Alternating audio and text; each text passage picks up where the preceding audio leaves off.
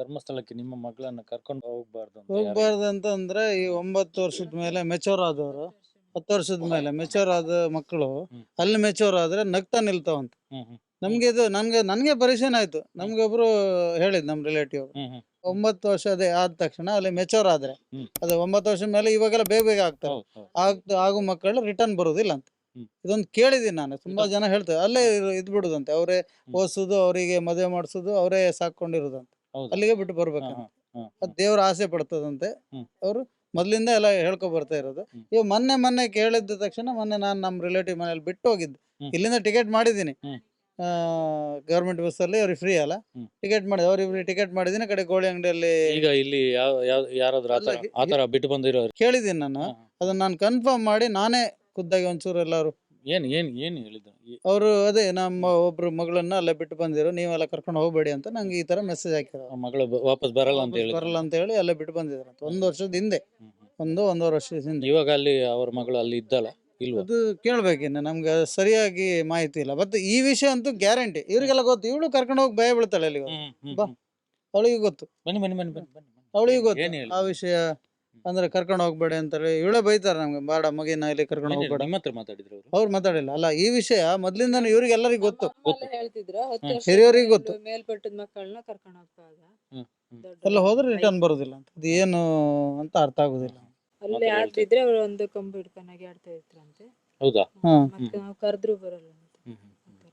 ಕಡೆಗೆ ನಾನು ಮೊನ್ನೆ ಧರ್ಮಸ್ಥಳ ಸುಬ್ರಹ್ಮಣ್ಯ, ನಾನು ಹಳೆ ಜಾಗದಲ್ಲಿ ಒಂದು ಸ್ವಲ್ಪ ವ್ಯವಹಾರ ಮಾಡ್ತಿದ್ದೆ. ಅಲ್ಲಿ ಸ್ವಲ್ಪ ನಾಗಂದು ಹ್ಮ್. ಪದರ ಇತ್ತು. ಹಂಗೆ ಸುಬ್ರಹ್ಮಣ್ಯಕ್ಕೆ ಹೋಗಿ ಬರೋದಿತ್ತು. ಅದೇ ಫಸ್ಟ್ ಸುಬ್ರಹ್ಮಣ್ಯದಲ್ಲೇ ಎಲ್ಲ ಮುಗಿಸ್ಕೊಂಡ್ ಬಂದೆ. ಹ್ಮ್.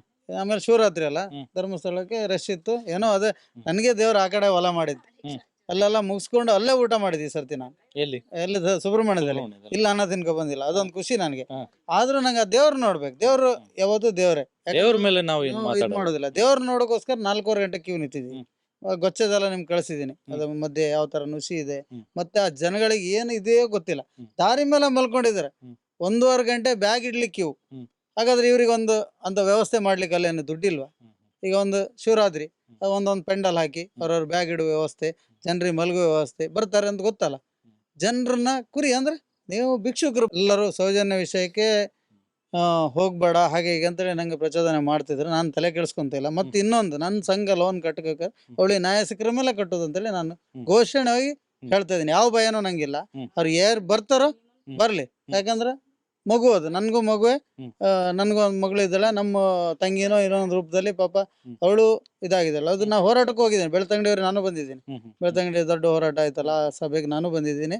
ಆ ಸಭೆಗೆ ಬಂದಾಗ ನಂಗೊಬ್ರು ತುಂಬಾ ಟಾರ್ಚರ್ ಕೊಟ್ರು. ಅಂದ್ರೆ ಫೋನ್ ಮಾಡಿ, ನೀನು ಅಲ್ಲಿ 150 ಕಿಲೋಮೀಟರ್ ಹೋಗಿ ಅಲ್ಲೇನೋ ಮಾಡೋಕೆ ಹೋಗಿದ್ದೆ, ನಿನ್ನೇನು ತೊಳ್ಕೊಳ್ಳೋದಿಲ್ಲ ಹಂಗೆ ಹಿಂಗೆ ಅಂತ ತುಂಬಾ ಮಾತಾಡಿದ್ರು. ಅದು ಯಾರಂತ ಬೇಡ, ಇವಾಗ ಸರಿಯಾಗಿ ಚೆನ್ನಾಗಿ ಮಾತಾಡ್ತಿದ್ರು. ಆದ್ರೆ ಇನ್ನೊಂದು ದಿನ ಹೇಳ್ತೀನಿ ಅದನ್ನ. ಆದ್ರೆ ನನ್ಗೆ ಅದು ಪ್ರಚೋದನೆ ಮಾಡ್ರಂತ ನಾನು ಮೈಂಡಲ್ಲಿ ಇಟ್ಕೊಂಡಿಲ್ಲ. ಮತ್ತೆ ನಂದು ವ್ಯವಹಾರ ಇತ್ತು ಅಂತೇಳಿ ಕೆಲವು ಹೋರಾಟಕ್ಕೆ ಬರಲಿಲ್ಲ. ನಾನು ಇನ್ನು ಬರ್ತೀನಿ, ಇನ್ನು ಖುದ್ದಾಗಿ ಎಲ್ಲಿ ಕರೆದ್ರು ನಾವು ಬರ್ತೀನಿ. ಅದು ಹೋರಾಟದ ಬಗ್ಗೆ ನಾನು ಯಾವಾಗಲೂ ಇದ್ದೀನಿ. ನನಗೆ ಏನು ಸಾಧ್ಯ ಅದ್ರ ಬಗ್ಗೆ ಮಾಡೋಕ್ಕಾಗ್ತ ನಮ್ಮ ಗ್ರಾಮದಲ್ಲಿ ನಾನು ಹೋರಾಟಕ್ಕೆ ನಾನು ಸಿದ್ಧಾಗಿದ್ದೆ.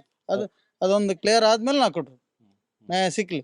ಕೊಡ್ಲಿ ರಾಜಕಾರಣಿಗಳಿಗೆ ಎಲೆಕ್ಷನ್ ಅಲ್ಲ, ಯಾರು ಏನು ಬಂದು ಮುಂದೆ ಯಾರು ಕೊಡ್ತಾರೋ ಅವ್ರಿಗೆ ನಾವು ಓಟ್ ಹಾಕ್ತೀವಿ.